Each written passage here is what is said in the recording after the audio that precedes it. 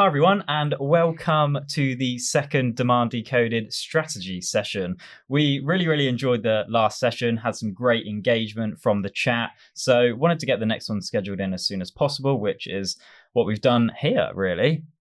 This session is going to be a paid ads special, so really pleased to be joined by Chrissy, who's got over a decade of experience, probably worth saying. Yes. in paid ads, so implementing paid ad strategies for a range of businesses. So yeah, really pleased to have Chrissy on board again. Just a quick reminder of how these strategy sessions work. So Chrissy and I are going to kick things off for the first, say, 20 or 30 minutes discussing paid ads in demand gen, specifically running through things like the fundamental approach to paid ads in demand generation, how you actually select channels that are right for your business, proven setup techniques for LinkedIn and Google and Microsoft in particular to create campaigns that actually drive pipeline, and a proven retargeting strategy for LinkedIn to convert more of your existing traffic. If you do have questions at any point during this session, please do hit up the chat. We had some good questions last time, and we really want to make this as useful for everybody. So definitely want to hear from you as much as possible in the chat. And again, we'd love it if you came on camera to get a good back and forth conversation going when you do ask those questions, or just now. So when you do drop anything in the chat, if you have a question or a discussion point, let us know if you'd be happy to come on camera. We can still have a little bit of context in the chat, but we can go in a bit more depth and have a bit of a back and forth when you come on, if you'd like. If you don't want to come on camera, that's totally cool too. Just pop the questions in the chat and we can still discuss them as we go along. But again, yeah, we really want to keep this as open as possible. So questions or comments, even disagreements around our points are absolutely encouraged for sure. So to get the ball rolling from everybody right now, it'd be really great to get a feel for where you're at in your paid ads journey in your companies. So it'd be great to know two things. One, what current paid ads channels are you currently investing in? And two, in 3 words, what is your current challenge with your paid media program? And I'm going to drop those questions in the chat just so you've got those to reference there. But those will be helpful later, as we might touch on a few of those towards the end. That's what we did last time, and I think people got a lot of value out of that, didn't they, when we were reflecting on their specific challenges. So drop those in there for reference. But let's get into the meat of this, shall we? So Chrissy, we work with a lot of businesses when it comes to paid ads, particularly a particular focus on Google, Microsoft's, and LinkedIn as the primary channels. Do you want to kick things off by discussing the foundational approach to these channels? Yeah, of course. And is there a better way to actually explain something by showing it? Yes. So Dan, if you maybe Let me put it on the bring these screen. We have a quick slide that essentially outlines the BBC, the B2B paid landscape. Cool. Right, let me try and get into presenter mode here. There we go. All right. Slide I'll number 1. Excellent. So what you see on the screen here is the 3 channels that typically are used for B2B marketing. And along the top line, we have users. On the left-hand side, we have users who are not in the market. They're just going about their day. They might have the problems that you're trying to solve with your product or service, but they're not necessarily aware of it. They just exist and do their job. And on the right-hand side, we have people who are in the market. So people who are aware of the problem are actually actively looking to solve it. And typically, they do so through a search engine. The channels on the right-hand side to support the reach of the people who are not aware, they are just going about their day, typically is LinkedIn, because of the excellent targeting abilities that Microsoft has allowed us to do so through LinkedIn. You can upload company lists, contact lists, world's your oyster when it comes to LinkedIn. On the other end, on the right-hand side, we have Google and Microsoft Search. Both of them are keyword-based channels. So a person types in a keyword within their search engine and they are served results. The first 4 typically are ads. There is some debate nowadays whether people just scroll past those 4 ads. Do they even click on the first one? Because paid ads have been around for a long time. So the truth is out there. But what we are seeing in the data, they do drive still people traffic and traction. So therefore, it's definitely a channel worth looking at. Of course, as always with everything, context and your industry and your sales cycles matter. For some companies, Google search might not be the right choice. They should focus more on LinkedIn, for example, or vice versa. But that truly depends on the product, on the solution, on the buying cycle, on the market, on even language, to be honest with you, and the demand within that search engine or on LinkedIn, for example. And everything is underlined by retargeting. I know Dan has been playing around a lot with the LinkedIn retargeting. I know you are a huge fan of it. So we'll go through it in a second. But this essentially summarizes the landscape that we are working with. On the next slide, I have a quick sequence. Obviously nothing is sequential in the real world, but for the purpose of illustration, it is a sequence. How do these channels interact? So you can see that the first 2 boxes are for users who are unaware of you as a brand, unaware of the fact that they even have a problem. They are just going about their day. A perfect channel for that, to reach them, to raise the awareness of the problem that they are experiencing, and that there is a solution in the market, would be through LinkedIn. And a little bit closer to the stage of them being in market are users who might be aware of their problem at the back of their head, but they're not necessarily actively seeking out a solution. It's kind of a problem, but it's not on the top of their to-do list. Again, LinkedIn can be used to remind them that there is a solution for the problem. Don't wait for it to be solved. And then lastly are people who are aware of the problem, but they might not be aware of you as a brand, because if they were, they might have already searched for you. And actually, we will touch upon the brand campaigns a little later. But so people who are unaware of you, aware of the problem, but they are in market actively trying to research for the best solution to their problem.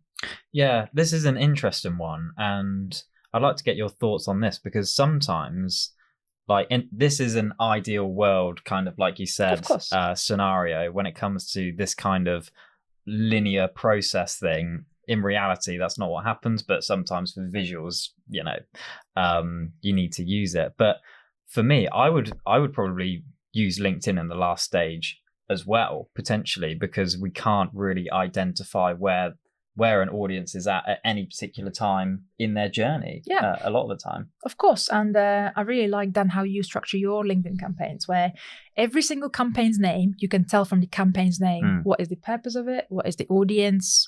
What are you trying to do with that campaign? And based on that setup, you could try and test your specific market, how ready they are to actually buy from LinkedIn, as an influence by LinkedIn. Yeah, cool. What about this one? Yeah, and lastly, we will of course, come back to this slide quite a bit, and now in our today's conversation. But we did want to summarize the best practices for what does a good paid media strategy look like? And this applies to both search as well as, LinkedIn. Typically, we end up calling it social media, paid social media. It does apply across both types of channels, but the fundamental truths are the same. Firstly, you have to nail your topic. You have to have it relevant and with high intent. And when I say high intent, particularly on search PPC, the intent is what matters. For example, if you are selling email solution, be more specific if it's, for example, enterprise level email solution versus just an email solution. And similarly for example, on the LinkedIn, how does that intent translates is making sure that, for example, if you are targeting very senior target audience, make sure that the post is actually intended for senior target audience, because they are pretty far down their careers when it comes to knowledge. So they might be looking for slightly different things in regards to the topic that you want to talk about. The other element is a distinct value add, because we have to remember that LinkedIn is a social media at the end of the day. You probably have seen recently LinkedIn has gone a bit puppy picture crazy, and the latest weddings. Yeah. And so therefore people are there to catch up with their network, seeing what's new, not just in their professional life, but also in personal life. So therefore you do have to stand out by actually adding value beyond just basics. I think Dan and Phil do an excellent job with these sessions here. So that was an excellent case study and to learn from. Yeah, I mean, it's just about having a unique point of view, right? Even in ad copy and things like that, your product will have a point of view in the market that it's establishing, like, in order to resonate with a particular group of people. So, yeah. Yeah, and what we typically actually do on the search ad side of things to identify this distinct value add, we use something like Ahrefs to have a look at what your competitors are saying in their search ads. And then we highlight typically in yellow, what are the actual value add bits that they say. It could be points of parity, it could be points of difference, but it is something that, makes them stand out. And then we think about the ad that we are creating. How are we fitting in? Are we covering the point of parity that is within the industry? For example, I don't know, 99.99% spam protection, for example, that is a point of parity. That is what is expected from your product, for example, if you are in email software industry. And that way you can figure out where do we have to go with our value add. In regards to the format, particularly after the latest LinkedIn algorithm report, it's quite clear that LinkedIn prefers diversified format. For example, video, and particularly with the latest the shorts type of a feature that LinkedIn has.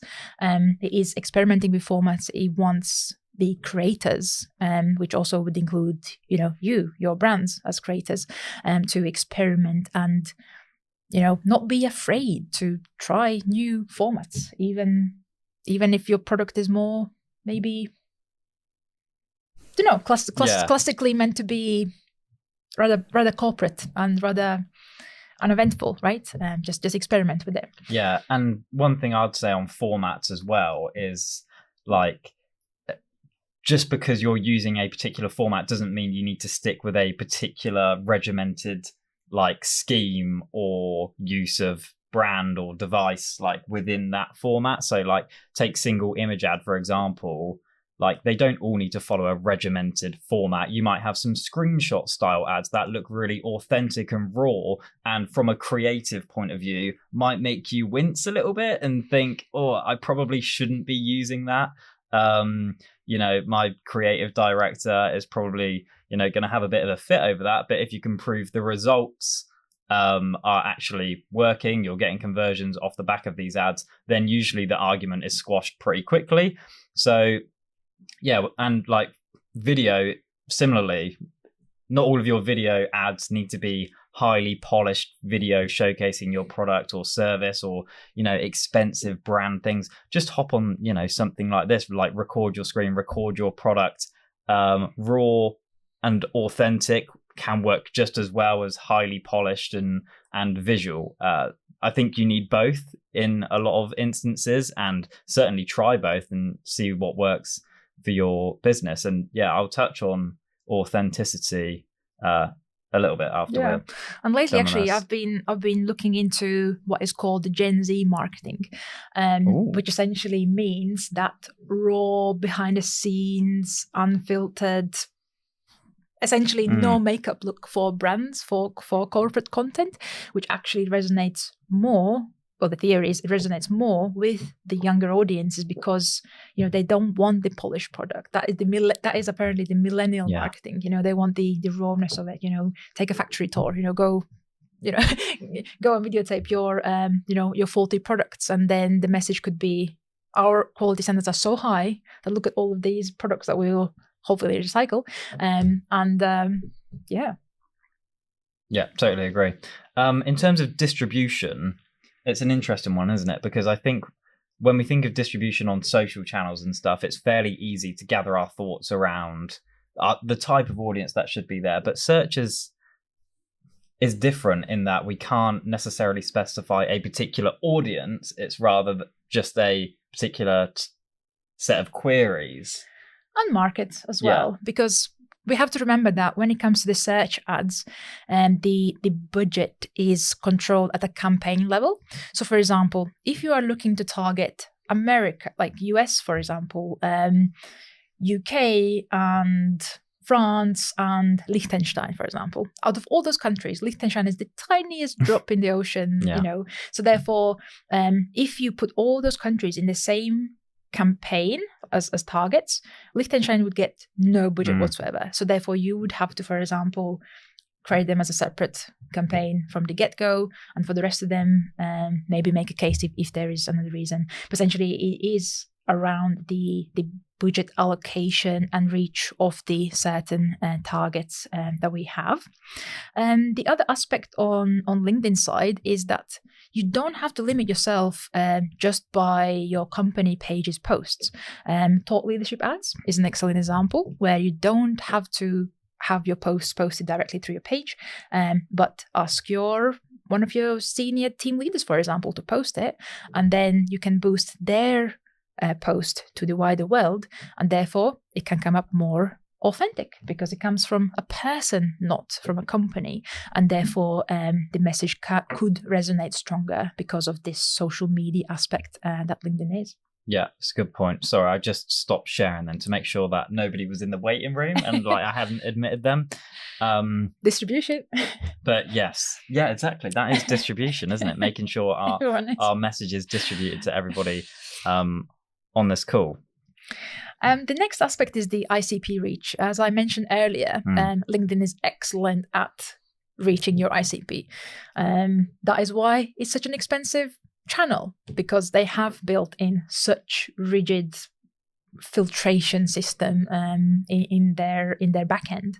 And when it comes to ICP, we sometimes find that people can struggle with the definition of ICP, whom we are actually after.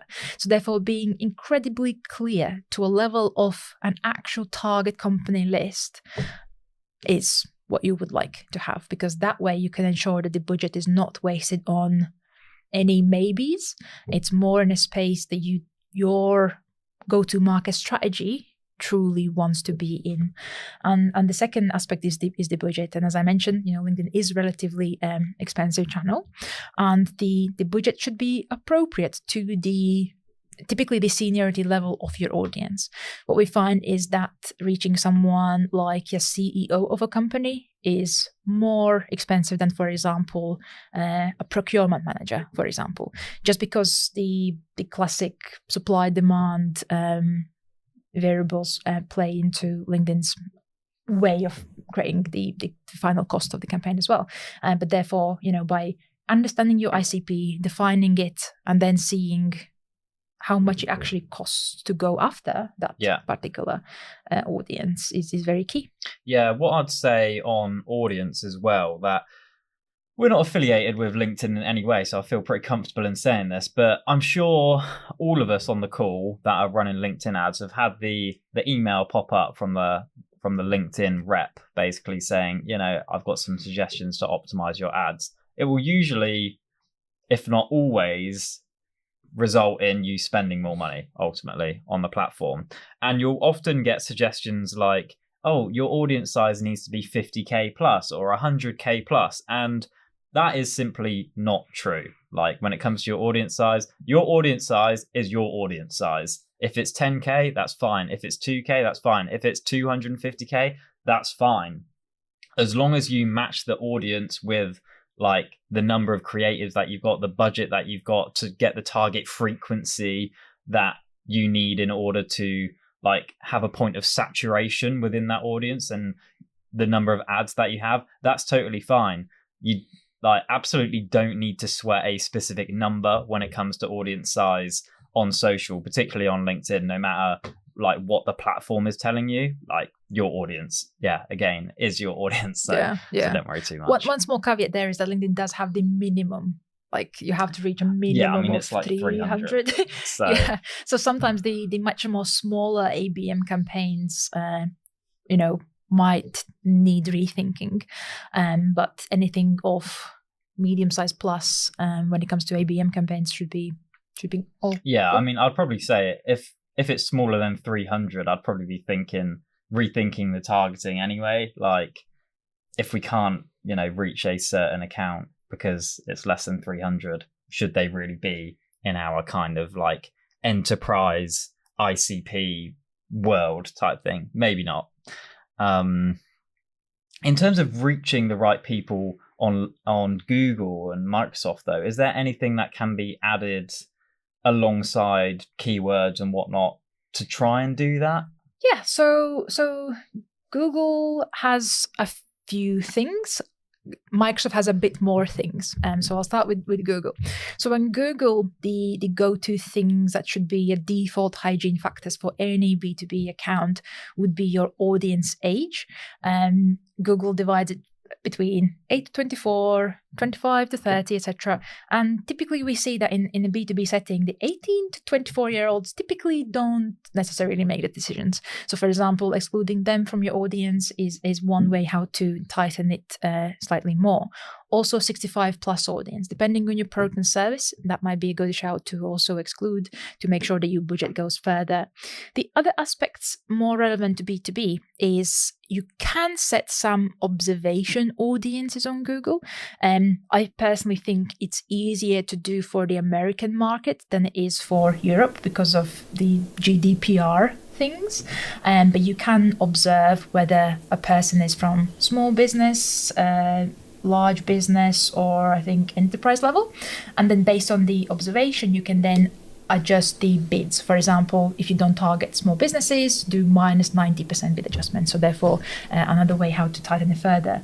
There is some industry options, for example, healthcare, education, professional services, and I think technology as well. But they are relatively few compared to the other channels. And of course, the unsung hero, the negative keywords, which are absolutely key in any campaign and arguably more important than anything else, because that allows you to truly focus on the queries that matter. On the Microsoft Ads side of things, because LinkedIn is owned by Microsoft Ads are owned by Microsoft, there is some symbiosis between LinkedIn and Microsoft Ads. There is some ability to tweak your bids towards the profile based on similar-ish metrics as LinkedIn. It's not quite as accurate, but there is definitely way more B2B targeting options than, for example, Google allows you to do so. And this is a great thing, but also annoying thing that Microsoft Ads has, but you could target companies specifically. The only issue is I still haven't found to this day a way to actually upload it as a list. Currently, you have to manually type in every single campaign, every single company that you might want to target through an ABM mode on Microsoft Ads. I've no idea why they can't just upload the bulk list. So if you have patience, you could do an ABM search campaign on Microsoft, but unfortunately, it is rather manual thing. Yeah, it is frustrating. In terms of Microsoft Ads, for the people on here and listening afterwards, when would you recommend Microsoft Ads as a solution for somebody? Because I imagine a lot of people here and listening are familiar with Google Ads, and most probably are investing some budget in Google Ads, but I can imagine a huge proportion haven't even thought about Microsoft Ads. When is it a good idea to look at that? Yeah, so it does depend on your sector and your industry. A good way to think about it would be, would your audience be locked into a Microsoft ecosystem? So to give you an example, for example, universities most likely are locked into Microsoft. Banks, financial sector companies, most likely locked into Microsoft ecosystem when people are at work. Any kind of a cybersecurity company, probably locked into Microsoft as well because of the company policy that they have. They probably can't even access Google services from their devices. So therefore, by focusing only on Google, we could be forgetting essentially to reach quite a few audience members should your industry, should your target audience be within those companies that have much more rigid IT policies. Yeah. And the other aspect would be the fact that Google and Microsoft Ads has a sync function. So it doesn't really require that much work to actually run both channels successfully, because Microsoft Ads can automatically pull data from your Google account to a very, very, very granular detail. Like I was actually syncing an account up a few days ago, and I was like, wow, like they give you so much choice. I was like, I didn't like so many tick boxes to do.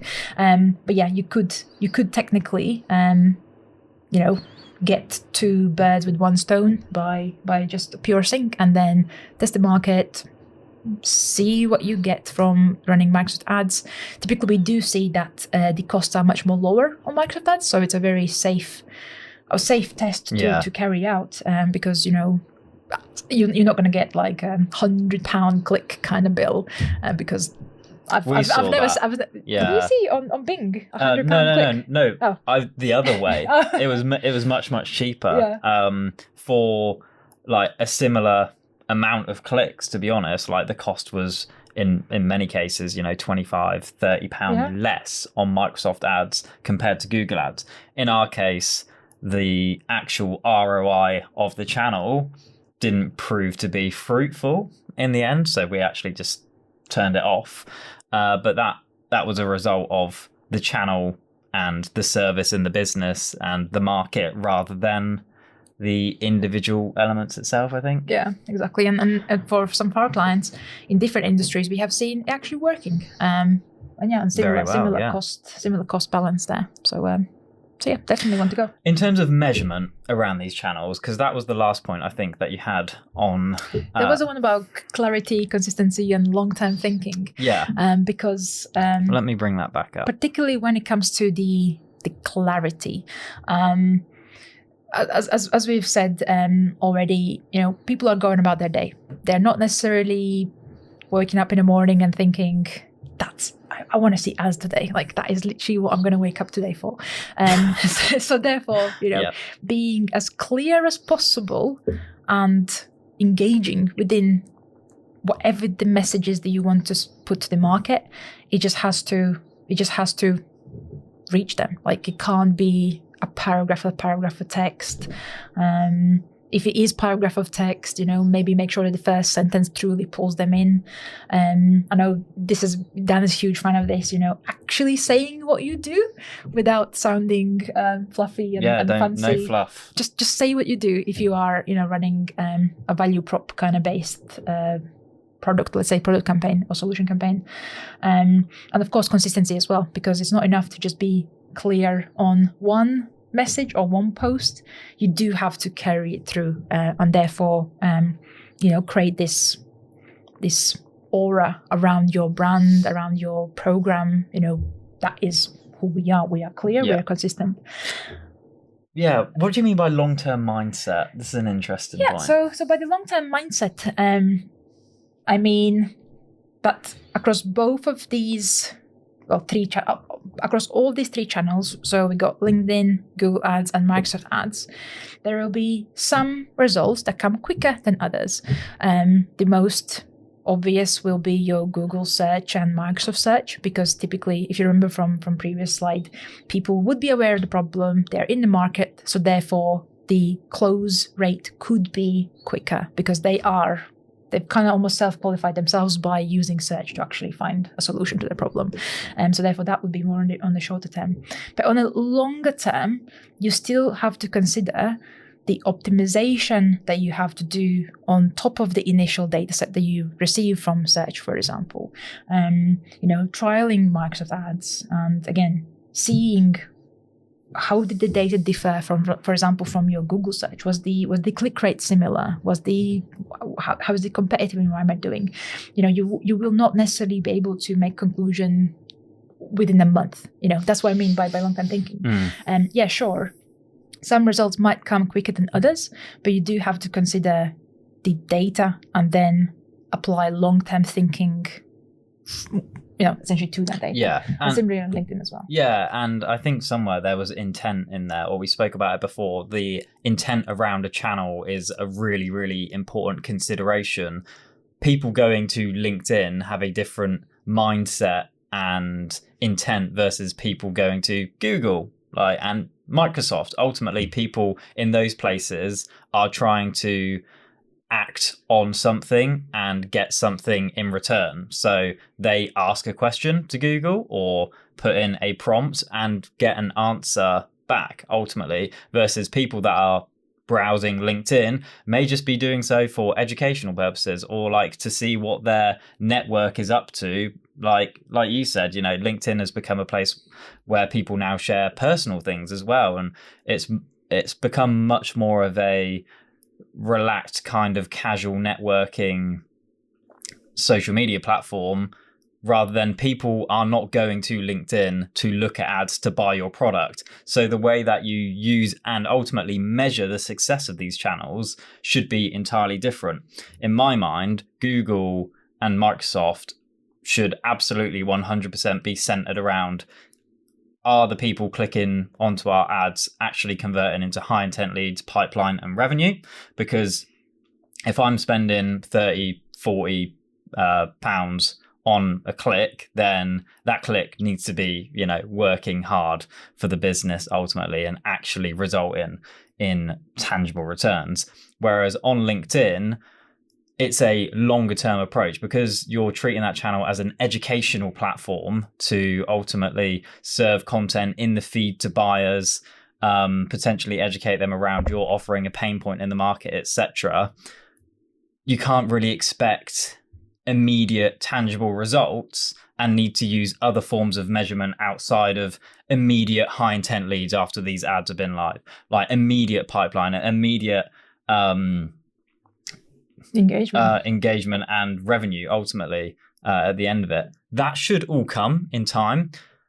I don't believe it when people say these LinkedIn ads aren't meant to be driving ROI for the business, and these LinkedIn ads aren't here to create revenue and pipeline for the business, because if not, then why are you doing it? For most of us B2Bs, we are in a revenue orientated space, right? Where our goal as marketers here are to help sales sell and drive pipeline and drive revenue. So why, as marketers, would we invest in something if we don't believe it's going to help us meet that goal? There may be customer-facing things, etc., that we do that improve retention and expansion of accounts, but it's all related to revenue at the end of the day. And if you're doing something and you can't prove the ROI of it, in the end, it may not be immediate. Again, coming back to that point, LinkedIn is unlikely to show you immediate ROI, unlike something like paid search, where you should likely see, high intent leads, demo requests, etc., from putting your ads live in a shorter space of time, maybe not immediately, but shorter space of time. So yeah, measurement is an important thing to bear in mind. Yeah, but one thing to add is that sometimes even across different products within the portfolio, you'll see a different conversion rate. We've seen this number of times where within the same company's portfolio with symbiotic services, some of them have better success rate on search, some of them don't. And again, this kind of comes into the play with this whole long-termness. You won't know until you try it. You just have to test the waters and see whether it will work or not. Yeah. Where do you stand on branded search campaigns? So for us, for example, bidding on searches that are blend marketing. Yeah, so a very recent example from one of the clients that we did an audit on.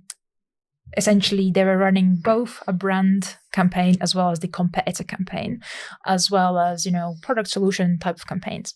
What we found from the data was that, yeah, sure, brand campaign got the clicks, even competitor campaigns got some clicks, but none of those clicks actually led to deals. So therefore, we recommended that let's just turn them off, because there was big enough data sample to justify that decision. However, sometimes I have seen in more competitive industries with shorter sales cycles, such as, for example, what comes to mind is, for example, self-storage space, for example, or, any of the B2B services that such services can do. There it's all around the cost, and there's a very little differentiation between the competitors. So therefore, all of them run competitive campaigns. So therefore, it affects your brand, because when someone looks for your brand, your competitors are running brand campaigns on your brand. So therefore, you do have to, keep an eye on whether your industry is in this type of PPC war, let's put it that way, or actually everyone keeps to their lane and no one wants to cause any trouble. Yeah, like you make a good point around commodity style products where you essentially just compete on price. Yeah. I think for most B2Bs, we don't run into that issue too often because we'll have different value propositions within our business against competitors. Manufacturers and things like that may enter this issue, but I'd say it's less likely. For me, brand campaigns, a couple of things on it. Like, one, if somebody is searching for my brand, or if I'm searching for another brand, I am in a particular mindset where I'm only interested in that company, and I'll probably just ignore every single other ad in the feed anyway, because I want to go to that company's website. I'm not interested in anything else anyway. The other point is companies that are running branded search campaigns and take a holistic, broad view of their campaign performance are often absolutely heavily skewing any success metrics that they're seeing, because all of the best click-through rates, all of the lowest CPCs, all of the pipeline and revenue that's actually driven through paid search, 70-80% of it in most cases comes from those branded campaigns. And if you turn those branded campaigns off, most of the time, those buyers will just find you organically anyway. Like, you absolutely don't need it. It's wasted budget that you could put in a more competitive campaign that will actually drive buyers that hadn't had demand created for you elsewhere and weren't going to find your business through organic means anyway. So, yeah, in most cases, I think it's probably unnecessary. There's maybe a few scenarios where it is needed, and perhaps, it's still worth evaluating on a case-by-case basis, but I'm hesitant these days. I would say keep that budget for something that might be coming in the future, which is ads within AI responses. In my personal life, I've actually switched to Bing, just for the funs of it. But essentially, when I'm using Bing, and particularly Copilot within the Bing search engine, it actually serves ads. So I could be asking AI to, I think I was looking for something cybersecurity related for professional development, and it genuinely gave me a response with 2 of the lines being essentially ads, like, someone purchased being there. And I actually see more and more, even on the consumable side. Of course, Copilot with ads is more a B2C kind of case, because the companies that we mentioned earlier, they probably have Microsoft 365, which comes with their in-house Copilot, and which comes without ads. But it is something to keep in mind that, how will AI search be affected by placing ads within AI responses? Well, Google have already rolled out shopping ads in Gemini responses on mobile only, and maybe even only in the US. It's a very small cohort, but you're absolutely right. It's coming. Ads within Google Gemini responses will be here in the future. I've got absolutely no doubt about that. Microsoft Bing's already using it in their responses, so it will catch on eventually. And you make a good point. Do we start reserving budget for that now? Exactly.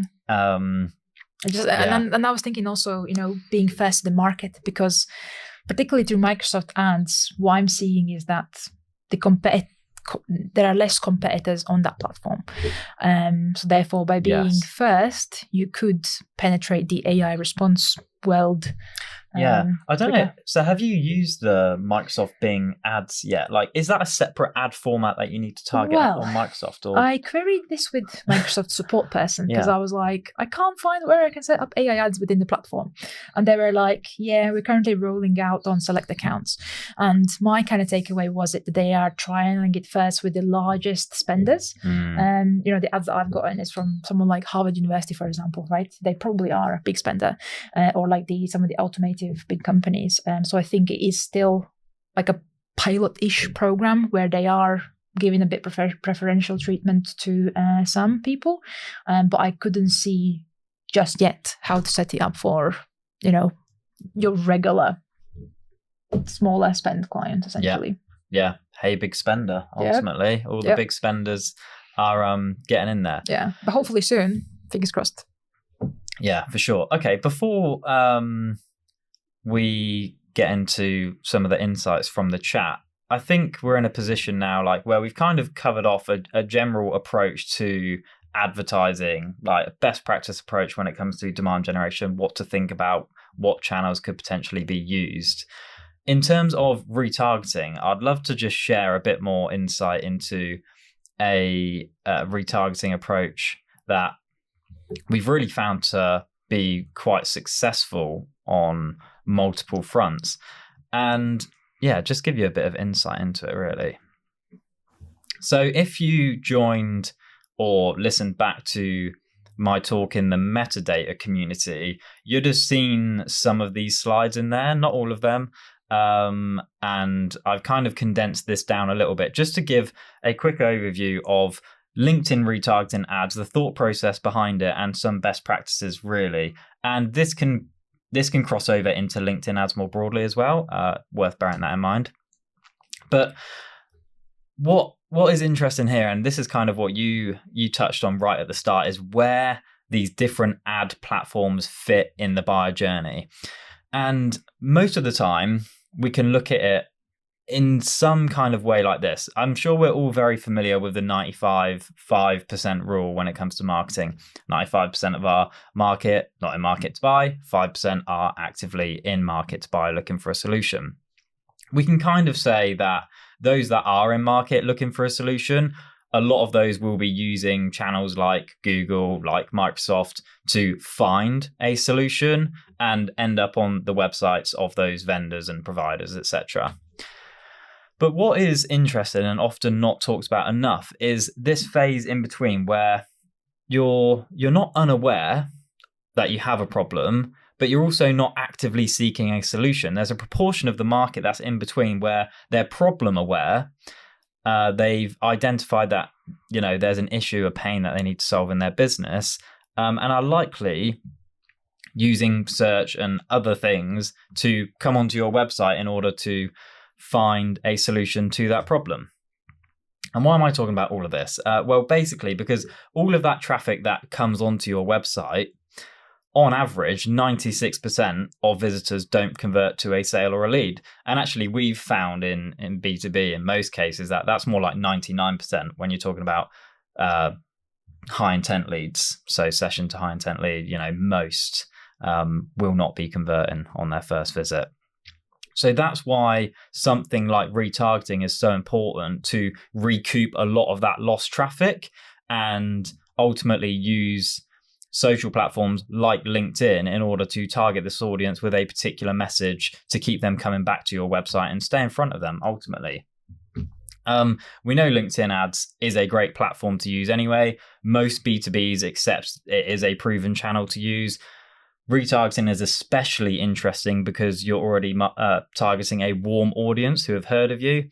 More cost effective a lot of the time as well, because the audience is smaller in size, the overall audience. So the cost to reach them and get a target frequency is also much lower. And you can refine on top of it. You may say, okay, I want to target all the people that have visited my website in the last 90 days, but layer on top of that as well to say only these job titles, these industries, etc., etc. So when it comes to the actual retargeting process, and again, I'd probably recommend going back to the episode, I think it's called Find and Convert, like the start of this, a couple of episodes ago on Demand Decoded, where you can listen and watch back to this in more detail. But really quickly, in terms of retargeting, I would just set it up exactly like this if you have nothing in place right now, which is to say your audience, just simply 90-day website visitors and any cold ads that you've got running, set up retargeting on those. Layer in some audience refinement, whether that be locations or particular industries that you want to target or functions, and also set your exclusions in there as well. And then when it comes to the actual formats you want to target, don't sleep on text ads at all. They're probably one of the most underutilized ad formats on LinkedIn, as well as spotlight ads. They will often be seen lots and get lots of awareness for your brand and recall, but be clicked very few times. So you're almost paying for free impressions. I'm sure the more I talk about this, like LinkedIn will probably end up changing it, but we'll see. And then you've got video ads, where if you have product and service and case study videos that fit this format, fine, use them. If you don't, like, educational content is the most widely sought after content on LinkedIn now, I would say. So that should be your priority here. And in terms of single image, focus on relaying your expertise to your audience, your product, your service, and building trust with those as well. There's some text ads in practice. You can see they just operate this little sidebar area on desktop there. And here's some video ads in practice as well. So there's this kind of scale of authenticity when it comes to this educational content. You can go highly branded or quite authentic style. Again, like, I would say do all of these things if you've got the ability. One doesn't particularly work better than the other. You need both.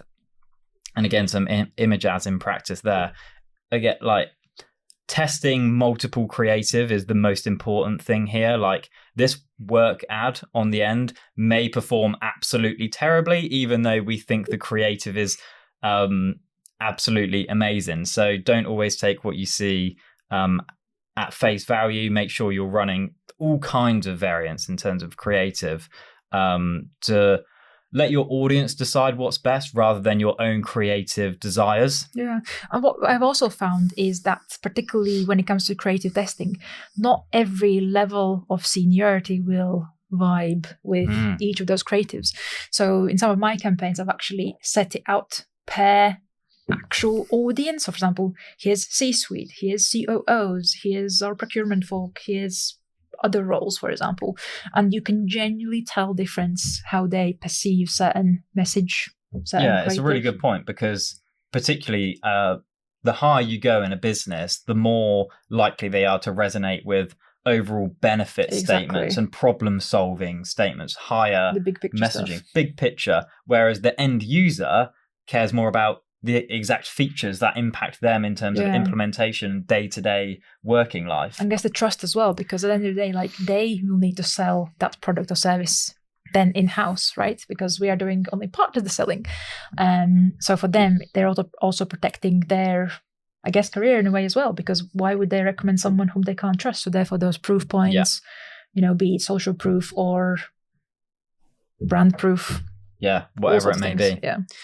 One interesting thing that we found for a few companies now is these authentic style screenshot ads. So if you are running LinkedIn ads right now, I'd definitely give these a go, because we've seen that this style of ad, this raw, authentic screenshot, can have up to a 250% higher click-through rate. And that is a genuine comparison between a couple of our ads. So you can see here what they are. Essentially, if somebody is commenting on LinkedIn or sharing a post or whatever it may be, literally just screenshot that ad, maybe pull it out a little bit if you have to and make it more visible, and just run that as an ad itself and send it to the most relevant page on your website, or maybe not even your website, wherever that review is most relevant to, send it there.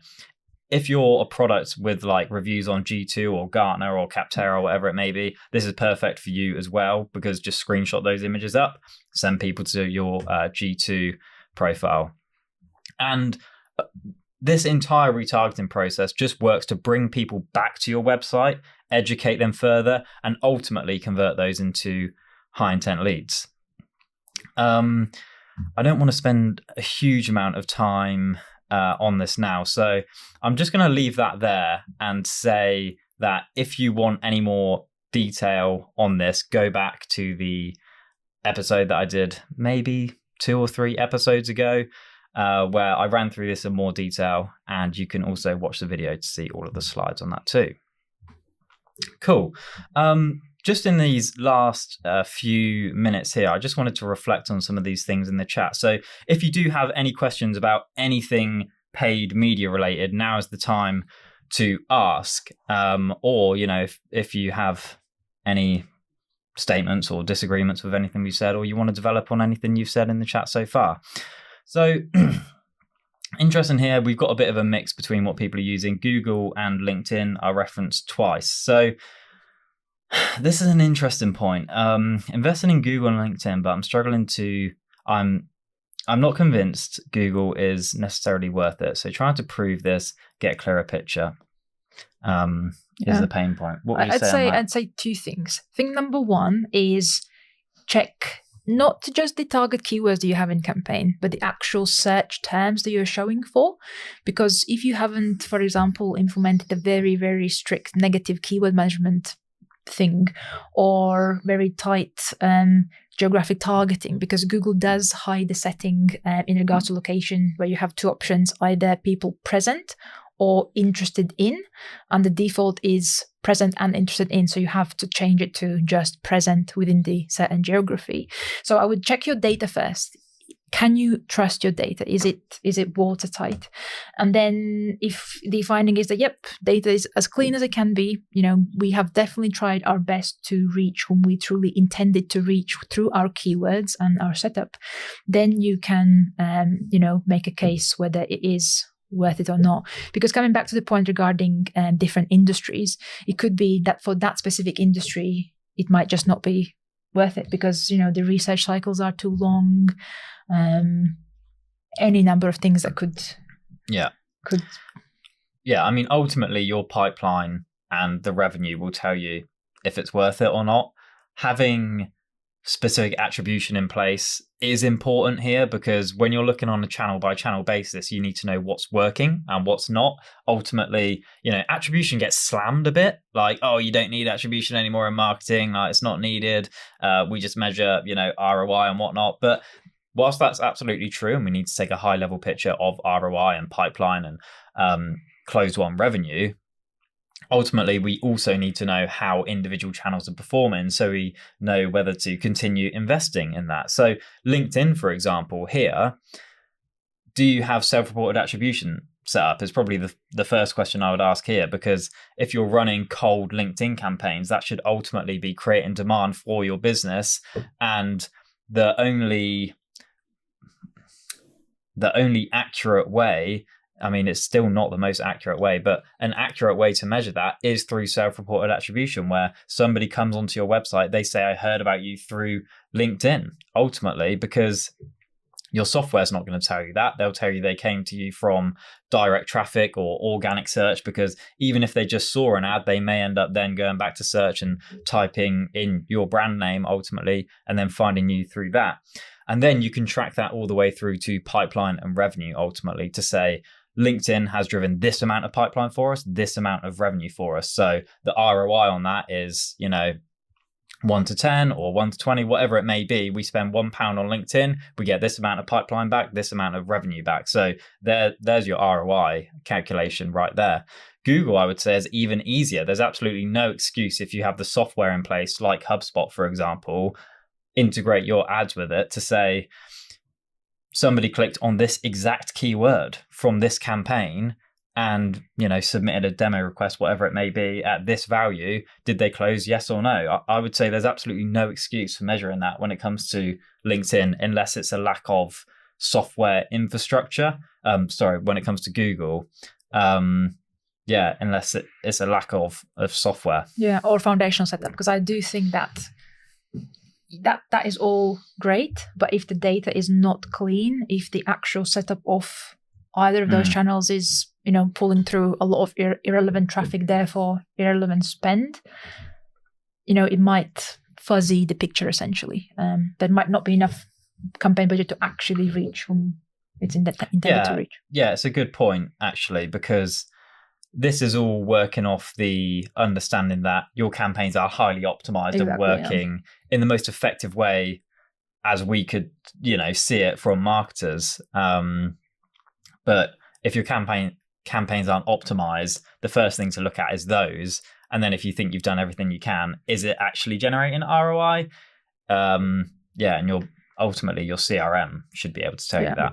And place number one to check it is the search terms, whom you've actually in reality have shown up for, not necessarily just the ad group metrics. Yeah. And in terms of, if you were struggling to get buy-in for LinkedIn and Google, how would you approach that situation? I actually quite like one of me and Dan went to one of the events recently with Demand Gen folk. And essentially one of the ideas that came through was do it, try it, get the results, and then get the buy-in, maybe be a bit risky, try moving the needle on a smaller scale, and then essentially build a case through a result, through an exposure.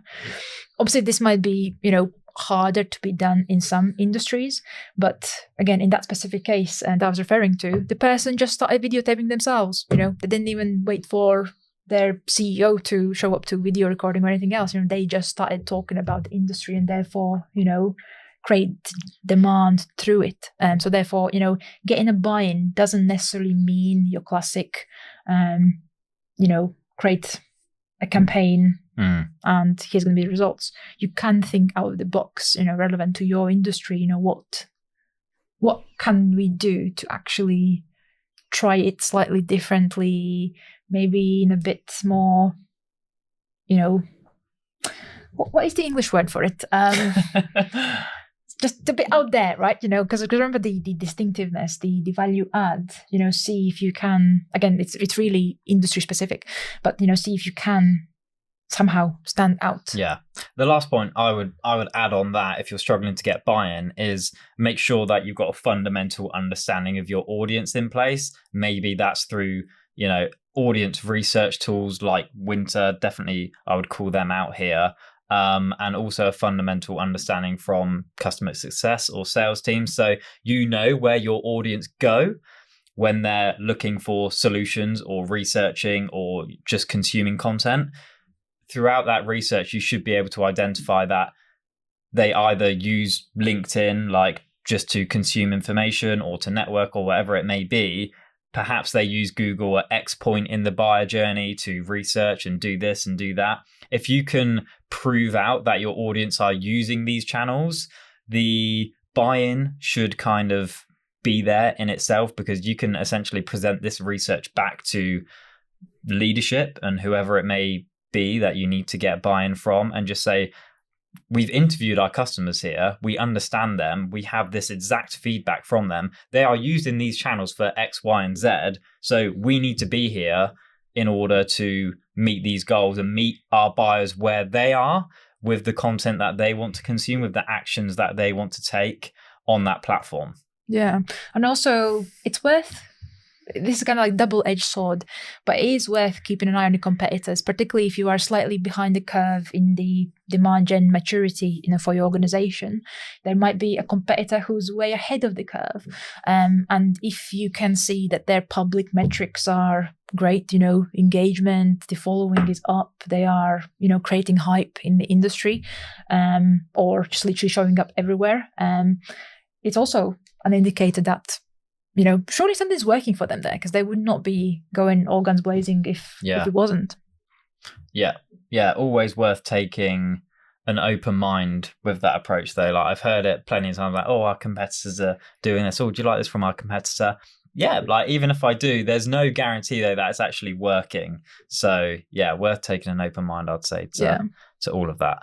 But okay, we're a couple of minutes over here, but yeah, I really, really appreciate everybody coming on the call today and those that engaged in the chat. Thank you so much. Always great to see you. But let's wrap it up there.